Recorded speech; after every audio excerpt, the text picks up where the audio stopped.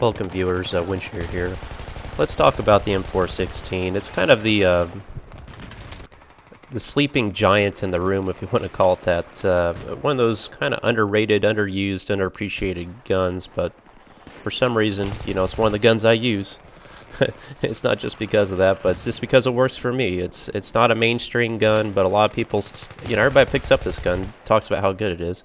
You guys know how it is. If you get the epic fail, you get the tea bag. But it's one of those guns that everybody likes, but they don't use that frequently. I don't know. I got about 1,000 kills with this gun. And look at this tactic right here, by the way. You don't get better cover than this when you got a vehicle that you can kind of shoot from behind and shoot through windows. Incredibly difficult for an attacker to take you out, and when you're in that kind of position. I'm taking a look behind me real quick because what team deathmatch is, but this kind of position, you're extremely embedded in this kind of cover, and it's very difficult for them to take you out. And they're wising up here, starting to lob grenades at me, but I'll still take a few more down before I go out. But what I'm saying about the M416, it's underused, but everybody loves the gun, so I don't know why.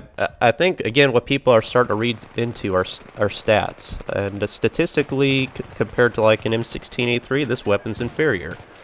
But for some reason, why you put an M16A3 in my hands, it just doesn't work that well. And on paper, this weapon has more recoil than the M16A3. Just analyzing the stats real quick between the two, the vertical recoil on the M416 here is 0.31 with the heavy barrel, and the M16A3 with the heavy barrel is 0.28. So a noticeable amount more recoil. Now horizontal recoil, they're both identical, but the M16A3 fires at 800 rounds a minute, whereas this weapon fires at 750 rounds a minute. And the other aspect of the M16A3 is interesting is that the bullet velocity of the weapon, or the bullet that is 650 meters per second, which is 50 meters per second faster than the M416. So it actually has a usable range just a little bit further in this gun. It's not much, but it's worth noting. In terms of the damage, they're both 25 max, minimum of 18 with the 70 meter drop off. Other than that, all the aiming down sights stats on them are about the same. But again, you say to yourself, well, why would I want to use a gun that's got a slightly lower fire rate and it doesn't shoot as far? Or, I mean, you're right. When you look at the stats, this weapon is inferior. But again, you put it in my hands or everybody else's, and they talk about how much they like this gun and how much it just works for me, and that's what matters about it. I don't recommend a grip on this gun. I'm really getting myself away from grips on a lot of weapons unless it's just absolutely necessary. You don't want that aimed accuracy penalty to be brought to your weapon, which you really do notice at longer ranges. There's many times I'm aiming, like my reticle's right on an enemy player.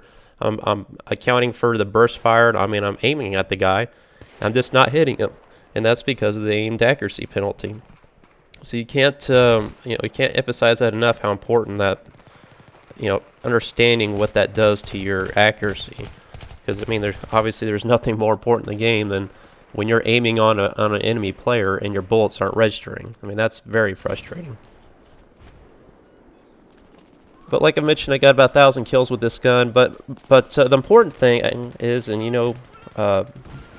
what I've been talking about the M16A3 in my previous videos, there is a nerf coming to that gun, and I know a lot of you guys are upset about that, and I sympathize for that because I know I'm frustrated too whenever a weapon I use a lot is getting nerfed. But from what I understand, they are increasing the recoil of the M16A3, and I'm not certain on this, but I believe they're increasing the reload time. I may be wrong on that, but for sure I know they are increasing the recoil. Whereas with this weapon, they're actually decreasing the recoil of it. And, I mean, it already seems like it's a pretty nominal amount. But they're decreasing the recoil on this, and I believe they're decreasing the reload time on this weapon, too. So they're really giving this gun some... I think they're trying to make this gun a more go-to type weapon. Because people really need to understand the value of the M416 on the battlefield. It's an incredible weapon. But... one of my personal favorite in the assault class is it just works for me, and you'll see me like in situations like this right here. I mean, look at this. Just drop enemy after enemy. I mean, I get like this 7 kills in a real short amount. Look at this range kill here. I mean, there's that recoil. You can see it there, but you burst fire. It's manageable. Here I am taking on a sniper next. He's down, and I mean, like, how quick is that? Here comes another guy. You're down. I mean, get lots of headshots with this gun, and take note of my position right here too. Remember, the camouflage means a lot in this game. So when you have camouflage on, it's difficult for them to acquire you visually here with that shrubbery at my back.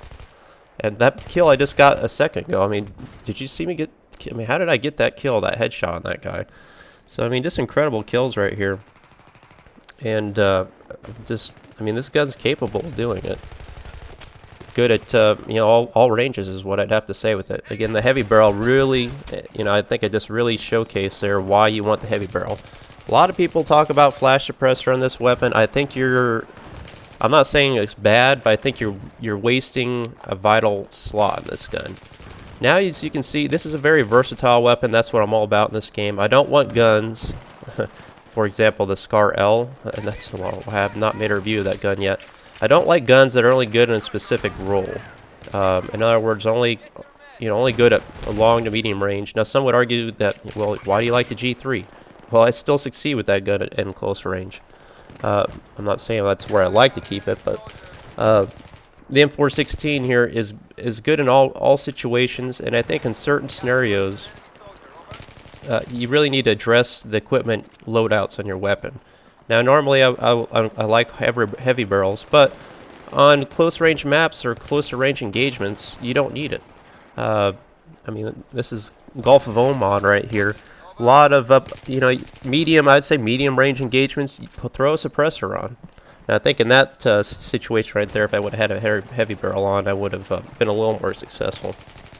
But a suppressor, again, don't underestimate the importance of being stealth on a map, staying off the mini-map, because that gives you a huge tactical advantage.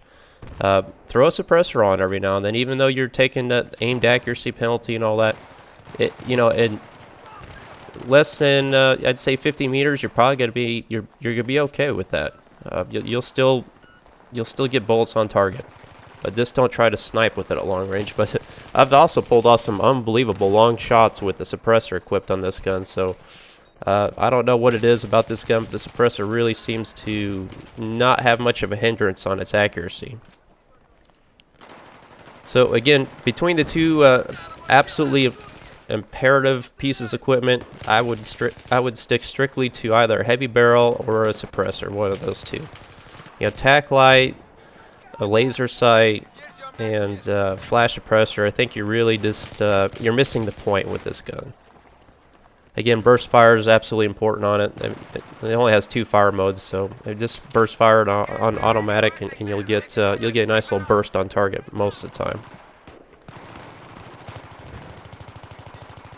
Got quite a few decent little clips in here in this match. As you can see here, these are fairly long-range engagements. I'm just kind of trying to be a nuisance to them, but you don't want to stay up here too long, especially when half your team wants to follow you up here like dogs and draw attention to you even more. So try to move out here, and that's the bad part about team deathmatch. Anytime you kind of do this, you're vulnerable to attack multiple directions, and you're pretty much asking for that.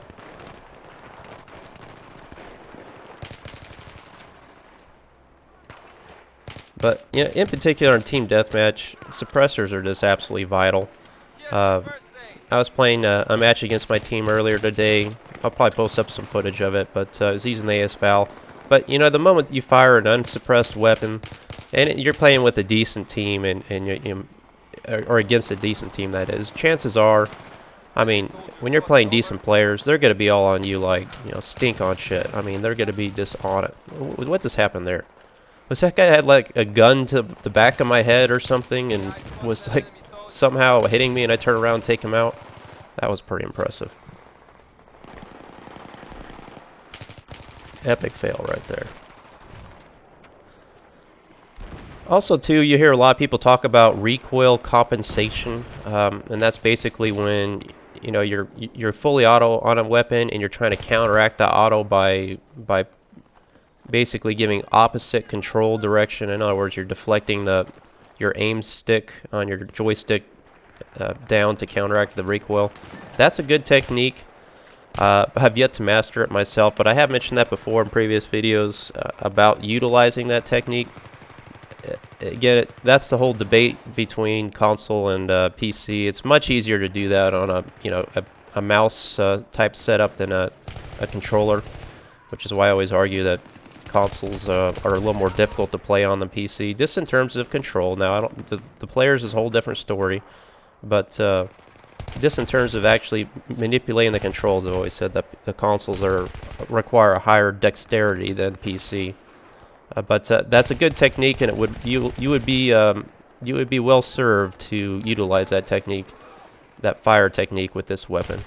You see here again, pushing up here around the corner here, just gonna wipe out a few more enemies. I only got 2% health, but I still feel like, if I've got the little surprise advantage with this weapon, I can be very successful with it. Incredibly powerful gun, guys. I highly recommend it. The M416. This is Windshear. Please like and subscribe to the video if it helps you out. I'll have more to come.